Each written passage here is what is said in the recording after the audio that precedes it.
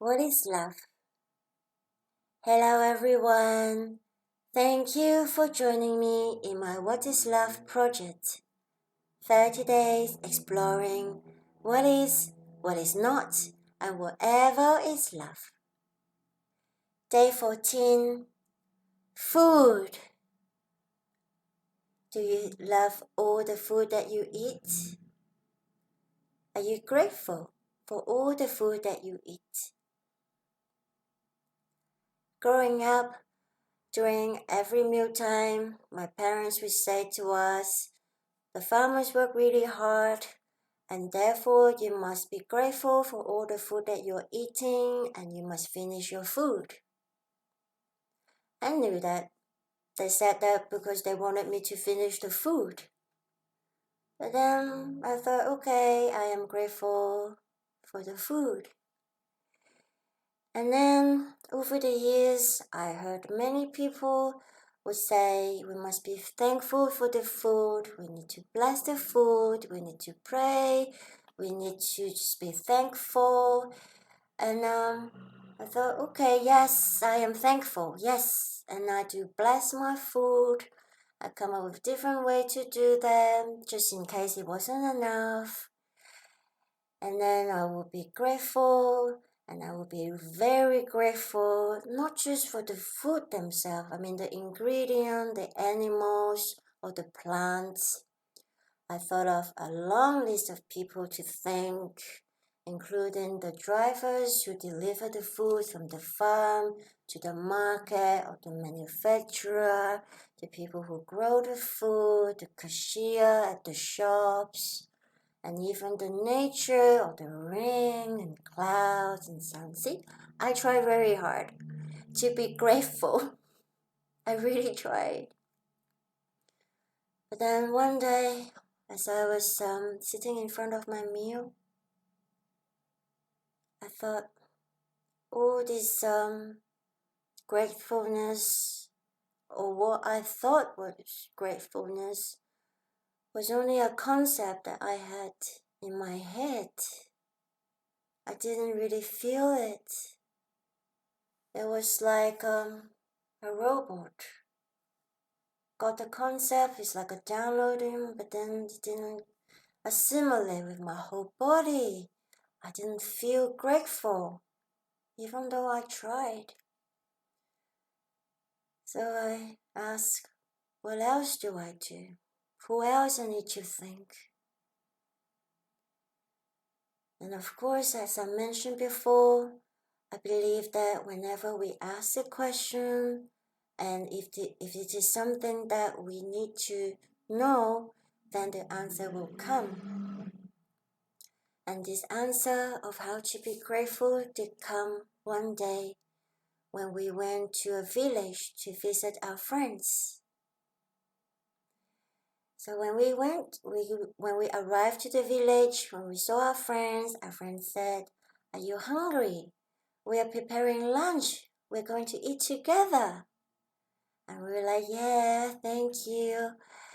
And I said to a female friend who was preparing lunch, I said, "May I come to the kitchen with you? Maybe I can be useful, and maybe I can learn something." And she said, "Okay." So I went to the kitchen with her, and she showed me a variety of dishes that she was preparing. And she said she was just about to start cleaning snails.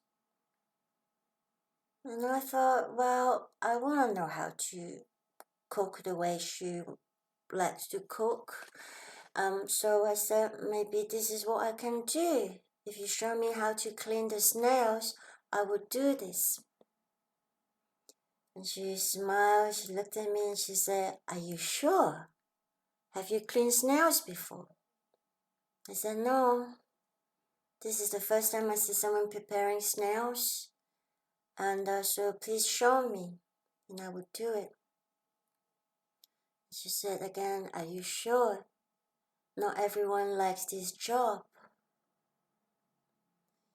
And of course, I was not very sure because I saw that the snails they were very much alive and they were crawling in the sink. But then I made the decision. I said to myself, if I don't do this, I don't deserve to eat this meal. So I said to my friend, please let me do this.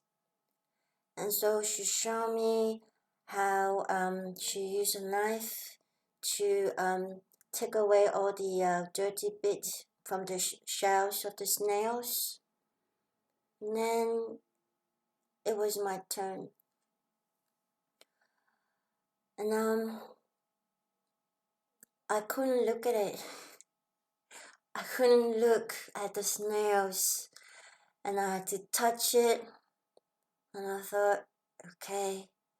And some part of me said to me, look at them. Look at them. They are alive. These are lives. And they are precious. So, okay, I look. And I was holding it. And the little thing just wouldn't go inside the shell.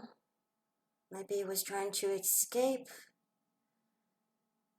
And all the time, I just wanted to cry. And I started crying.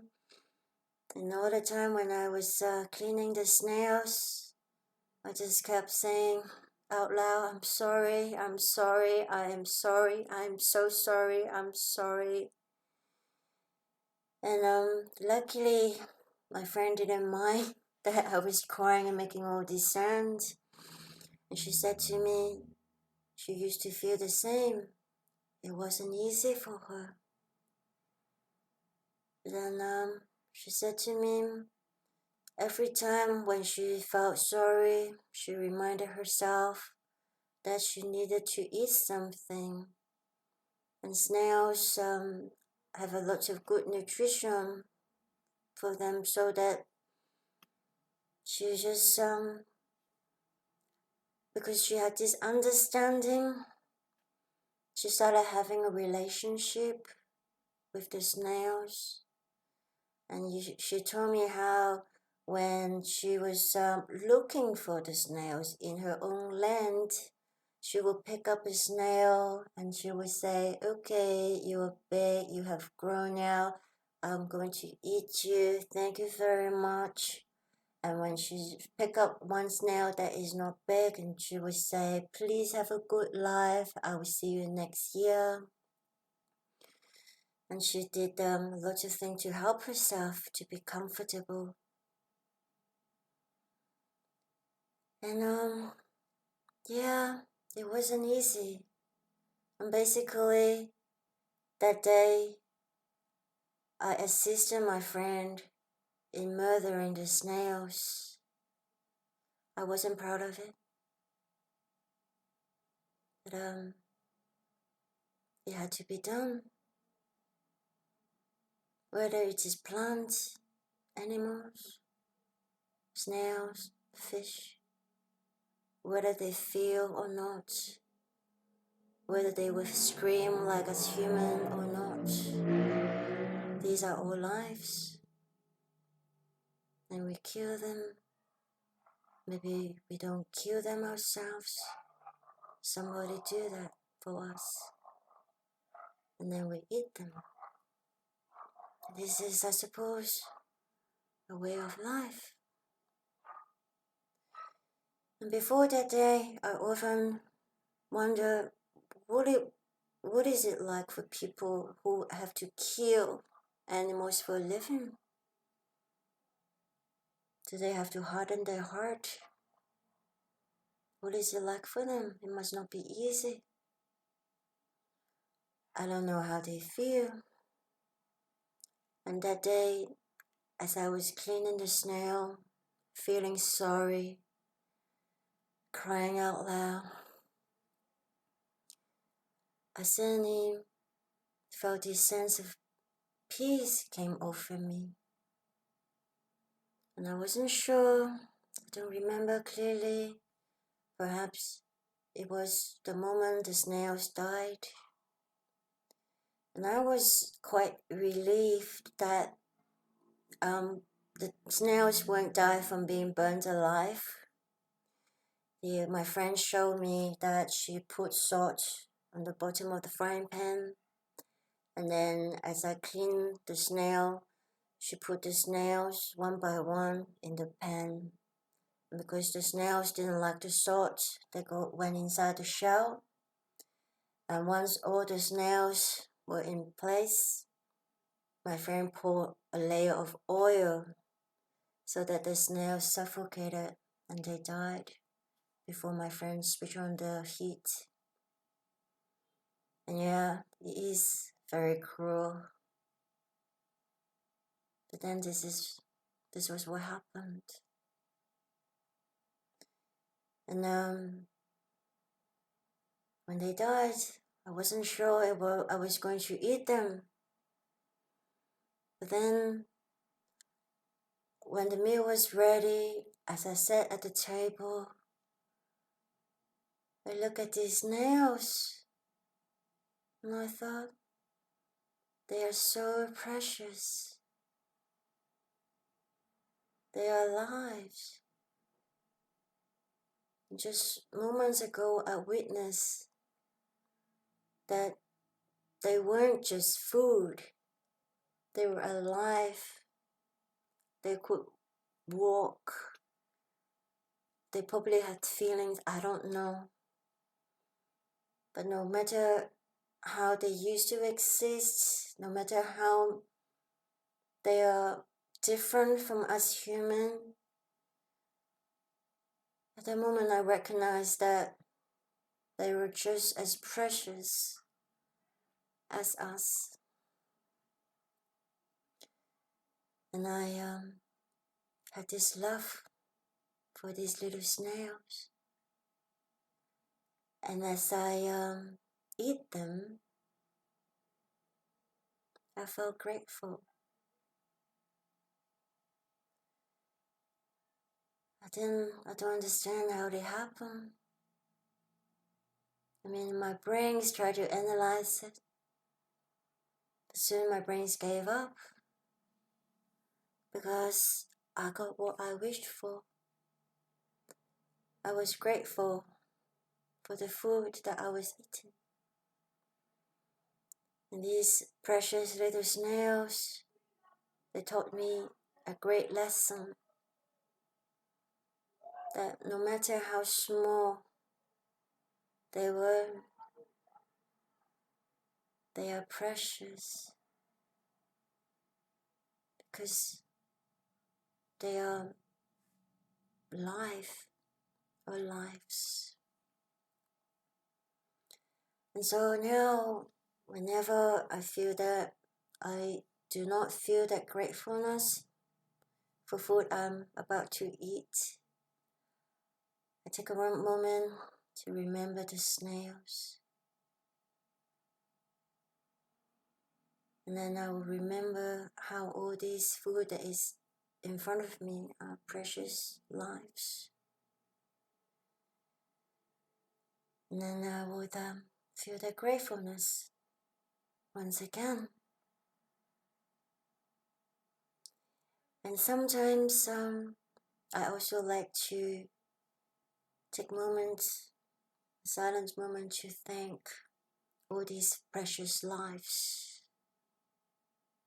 And maybe, I don't know, maybe you already have a really good way to thank all the food, all these lives. But perhaps you'd like to join me now or maybe later. So this is what I do sometimes. I would automatically like to hold my physical body, but not really giving myself a hug. I feel like I'm hugging all the lives that have become part of me. And I say to them, all the precious lives that are now part of me, thank you. Thank you for being part of me. Thank you for keeping me strong and alive. Thank you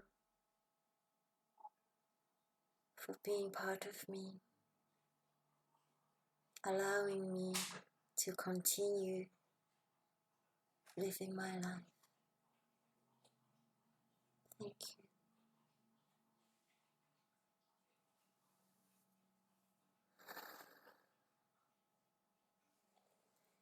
So, I don't know how you feel when you do that.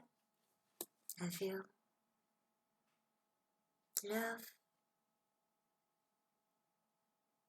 No, it's something that really I can't explain. And maybe if you know the mechanism of how to have the gratefulness, how to activate it easily, please let me know in the comment box. Thank you very much for joining me today. Thank you. See you tomorrow.